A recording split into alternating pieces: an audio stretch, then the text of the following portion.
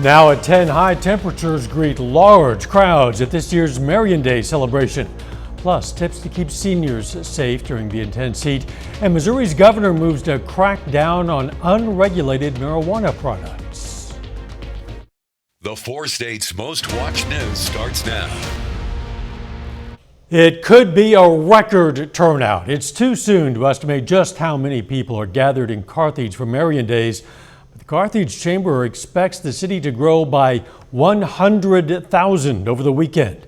The 4-day Vietnamese Catholic Festival kicked off today, drawing visitors from all around the nation and even from overseas. Area hotels, motels, and restaurants could be packed for the next few days. And thousands of participants are staying in tents despite the heat. This is KOAM News at 10. I'm Dow Quick. That festival included a mass and procession tonight. The events, celebrations, and a whole lot of food continue right through Sunday. But what about the weather for the next few days? Let's check in with Chief Meteorologist Doug Heddy. Well, of course, we have been dealing with the extreme heat all week long, high temps into the 90s, but it really isn't the temperatures, the humidity that has been causing issues. We've had heat indices 105 to about 112 each day. Official high today, 95, above the average high of 91 degrees. Let's go outside. Still 82 in Joplin. It's down to 78 in Pittsburgh. A little bit cooler for us tonight as we drop back into the upper 60s, but still temperatures anywhere from about 80 to about 88 degrees in our southern counties. Here's the good news. We have a weak cold front that is slipping through. So what that's going to do is drop our temperatures a notch or two, but the humidity is going to come significantly down. Look at our heat indices matching our temperatures in our northern counties, but still it feels like 100 degrees in our southern counties. So that drier air is starting to work in. With the front pushing through, we may get a few isolated thunderstorms in our southern counties, but I do expect most of us to stay dry. All right, through the daytime hours tomorrow, 71 in the morning, 87 by noon, a little bit better tomorrow.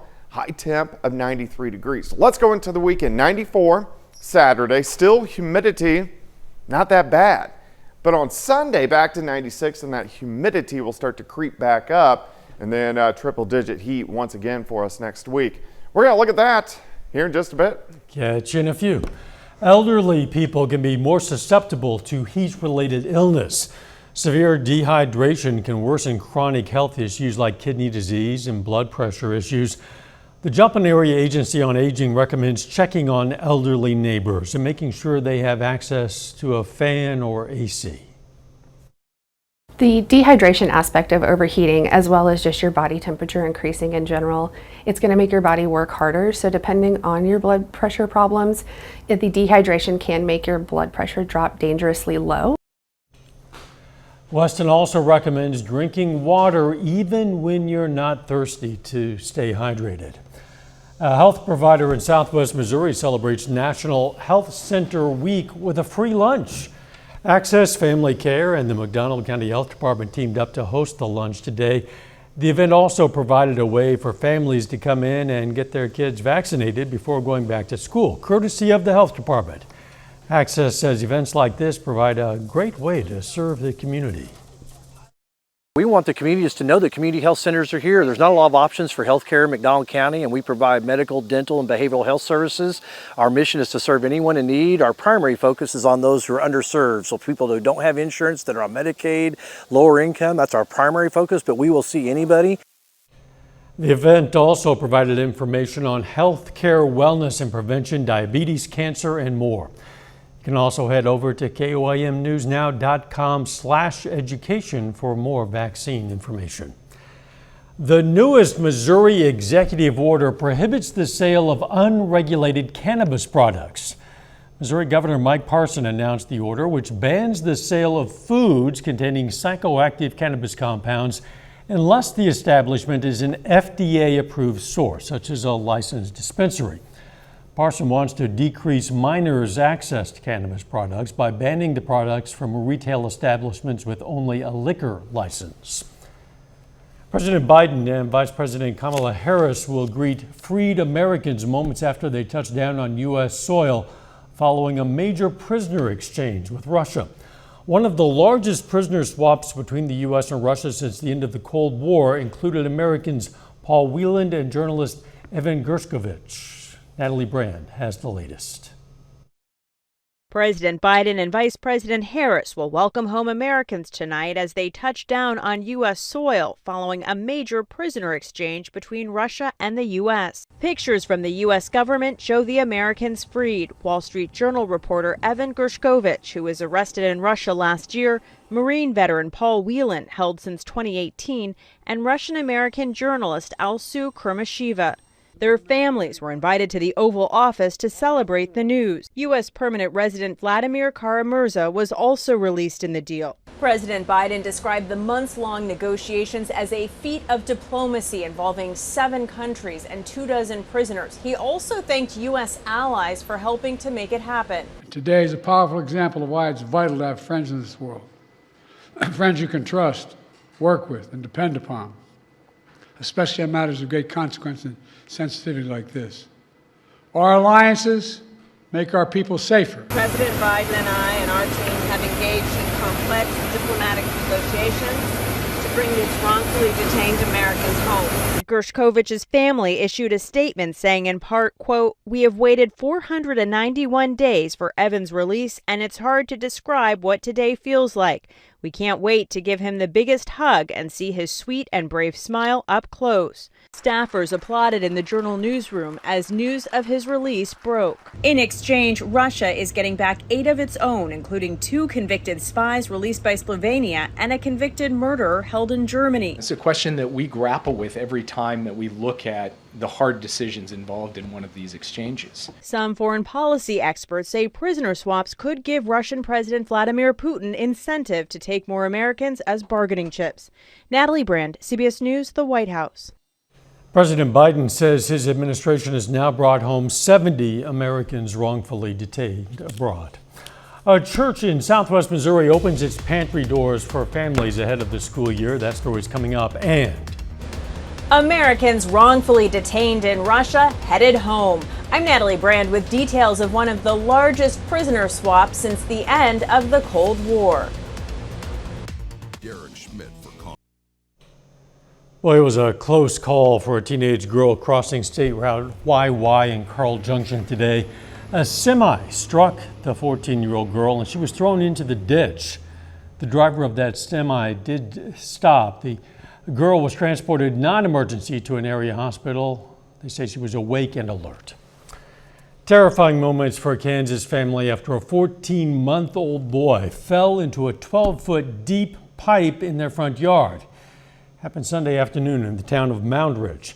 Gabriela Hernandez spoke with the family and the rescuers who worked quickly to save that child. The way that Eli called out for his little brother, he acted like he was never going to see him again. The family of 14-month-old Bentley recounting the horrifying moment their son fell into a 12-foot deep hole in their yard.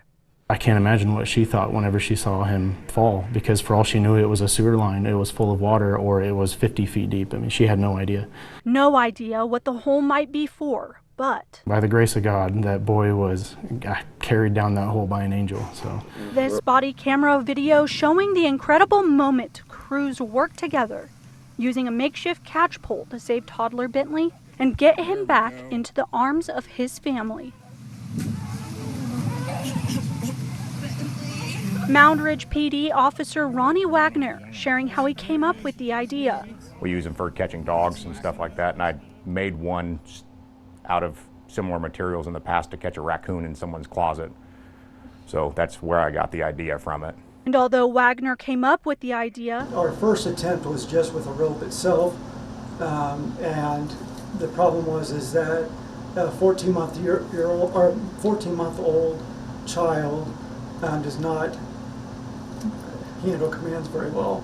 The child fought us, and we tried to take the rope, away from his body and wouldn't allow it to get to where it needed to be. And so that's why the PVC was a great addition. It was a team effort. Yeah, he was actually in the hole for 23 minutes. It seemed like a blur. Everything happened so fast. It's haunting to feel so helpless knowing that your child is in serious need of help and looking down at him as he was screaming I think he knew that people were there to help him. And once he got out, I can't express that he hasn't been in this good of a mood in a long time. A lot of heroes created that happy ending. Bentley's father says although the boy was shaken up by the accident, his physical injuries were minor and he's now back to his usual self. Fairview Christian Church in Carthage is making sure families have food ahead of the school year. They've opened their food pantry for anyone in need.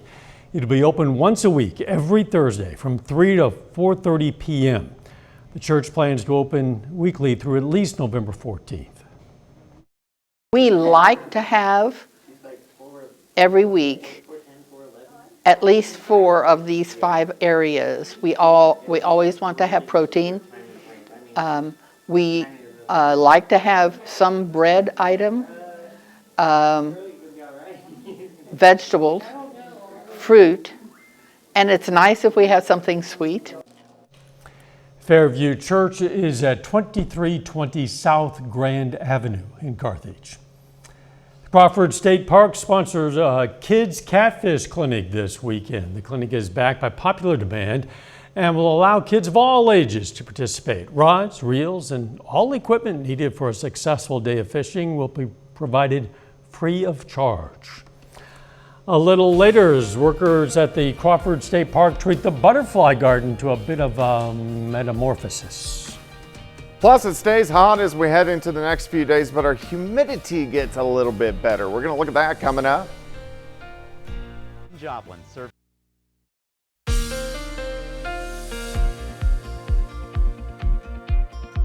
Well, of course, it turned out to be hot outside for us today. The humidity up there again, so heat indices 105 to about 112 during the afternoon hours.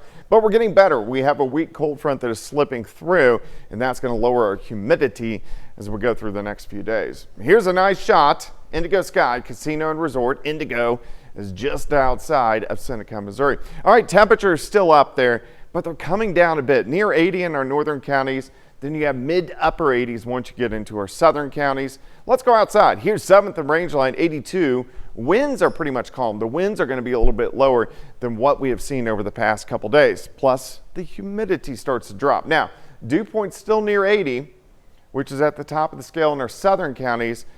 But look at Yates Center down to about 68. So we're still sitting in that muggy, soupy range, but that's going to back down a little bit as we go through about the next 2 days. So on Friday and Saturday. Look at this. Heat indices still feels like 100 in Cassville, 101 Anderson, 102 in Grove, 104 in Bonita, but our northern counties getting a little bit better. Not too much going on. With that weak front, we may get a few isolated little thunderstorms down across Benton County or Delaware County. Everybody else should stay dry as we go through the overnight hours. Big dome of high pressure kind of shoving back toward the west.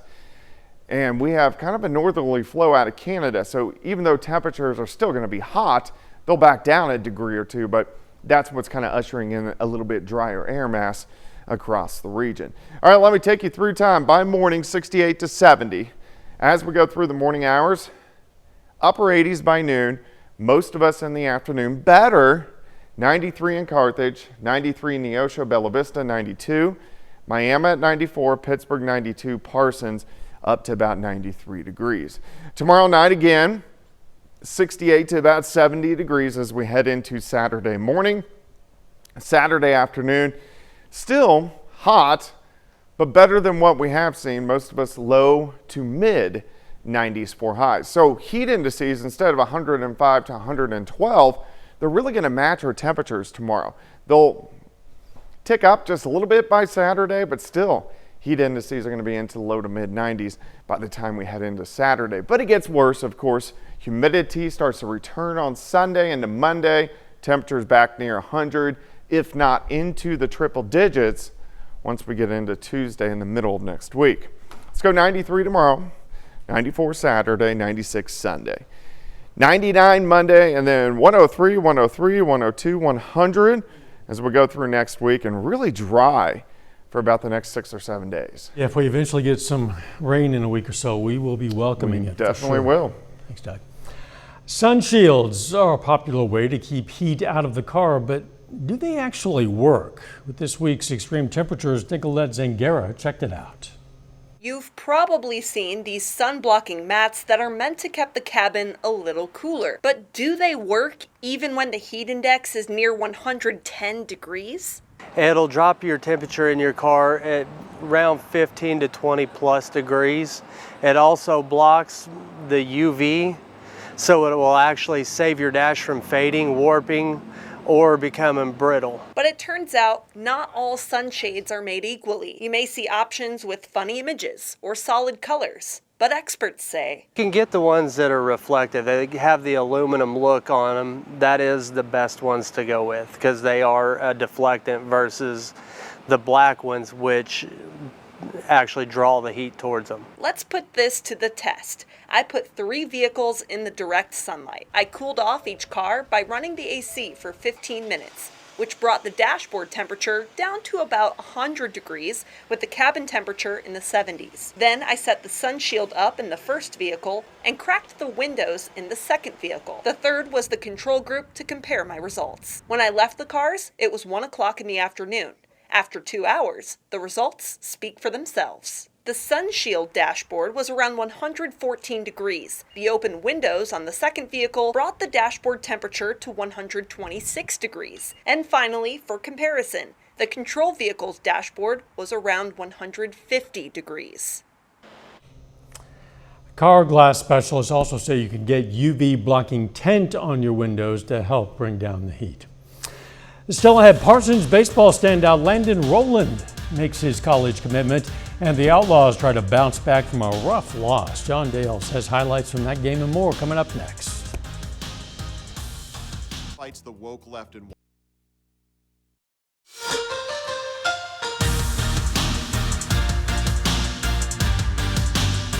A recent grad of Parsons High School and a standout on the pitcher's mound announces this week he's going to be continuing his baseball career at the collegiate level, and he won't have to travel too far from home in order to do so. Landon Rowland, who just graduated from Parsons in the spring, announces on Twitter this week he's committing to NEO and will join the Golden Norseman baseball program next season. Rowland was a unanimous first-team All-SEK League selection in his senior campaign for the Vikings. He posted a 2.25 ERA and racked up 67 strikeouts, which was the best mark in the conference in that category. Meanwhile, Joplin back on its home field tonight. The Outlaws open up a 3-game series against the Sherman Shadowcats.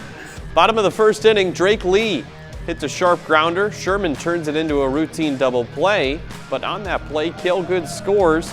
Outlaws lead 1-0. We go ahead to the fourth. Tie game, bases loaded for Sherman, but Xavier Fossbender leaps and makes a great catch in left that holds all the runners where they are. Next batter, wild pitch. Sean Kang is able to find the ball though, tosses over to Brett Sarwinski at home. He gets the tag down. We're still tied at 1. Sarwinski pitched 4 innings. He only allowed 1 earned run. Bottom of the fourth, Evan Vintage singles through the left side. Outlaws retake the lead. Joplin goes up 2-1, but Sherman runs away with it in the later innings. Second straight blowout loss for the Outlaws. Final score 14-4. Over to Major League Baseball, the Royals are fresh off a series sweep of the White Sox on the road in Chicago. Tonight the Cardinals are in the Windy City, but on the north side at Wrigley Field taking on the Cubs. Now this series could be a good opportunity for the Cardinals to end any playoff hopes for the Cubs. They enter the day in last place in the NL Central, but the Redbirds held a 4-2 lead in the 9th inning. Ryan Helsley, who is an all-star, comes in and blows the save. The Cubs scored 3 in the bottom of the 9th. They walk it off with a double. Final score 5-4. Royals are on the road within their division as well, taking on the Tigers at Comerica Park. KC enters the day in control of the 3rd AL wildcard spot.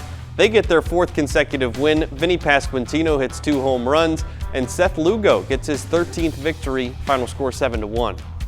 Over at the 2024 Olympics in Paris, it's an historic day for several American athletes.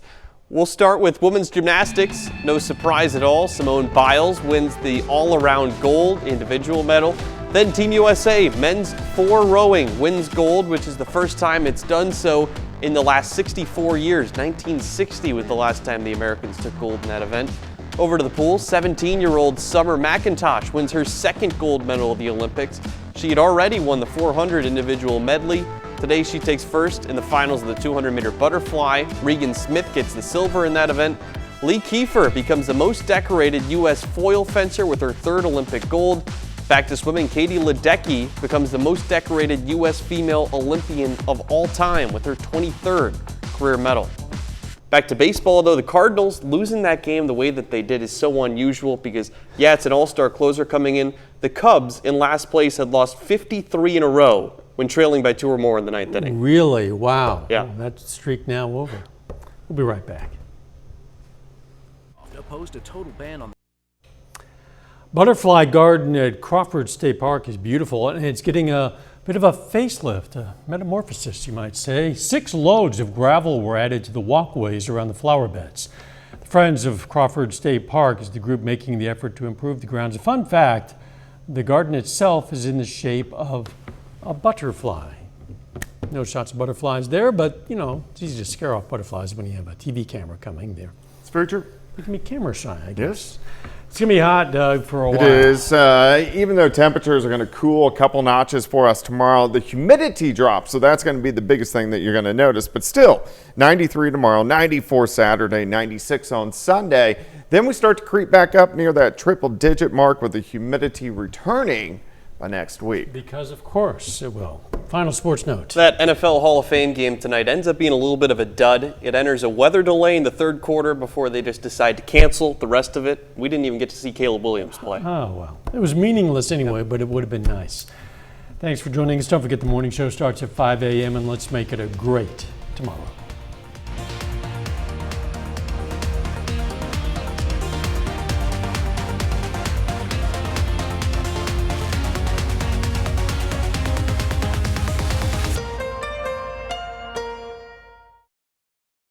captioning on